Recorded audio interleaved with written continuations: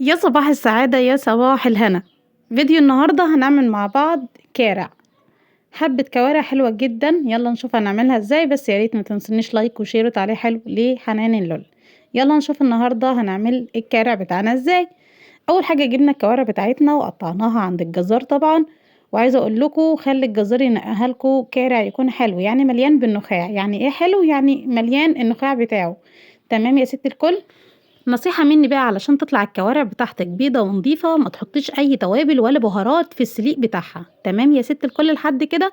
تمام لحد كده. هنغسلها بايه؟ هنغسلها بالمية عادي، وهنحط عليها حبة ملح وحبة دقيق، بس كده. وهتبقى معاكي بيضة وقشطة بالشكل ده زي ما انت شايفة كده في الفيديو.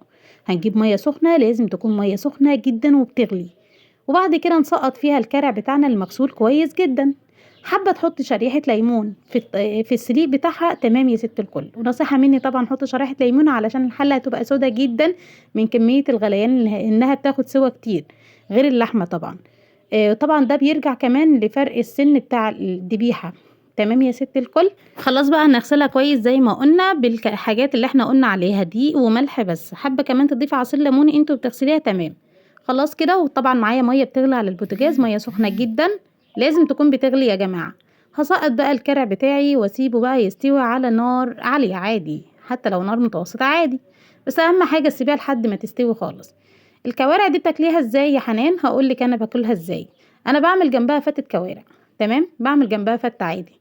بجيب الكارع ده بعد ما بيستوي كده، باخد منه جزء اقطعه مكعبات صغيره. تمام، لازم يكون مستوي جامد معاكي. شايفه انا ما حطيتش اي توابل ولا بهارات ولا حاطه فلاتر ولا اي حاجه ولا اضاءه، وللعلم كمان انا ما كنتش مشغله الفلاش والله. تمام يا ست الكل. بقطعها بقى بالشكل ده زي ما انت شايفه.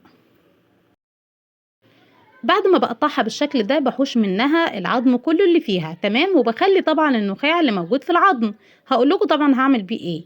طبعا شوربه الكوارع عايزه اقول لكم ان هي مفيده جدا جدا جدا للعظم. تمام. وبعد بقى ما قطعتها بالشكل الجميل ده رجعتها في الشوربه علشان اتاكد ان هي استوت جدا. هطلع منها حبه كده في طبق واراكم طبعا في فيديو تاني علشان الفيديو ده خلص. فهعمل معاكم الكوارع ان شاء الله والفته، وكمان شوربه الكوارع الجميله التحفه. واقول لكم في تركه حلوه كده، انتظروني في الفيديو القادم ان شاء الله. اسيبكم في رعايه الله.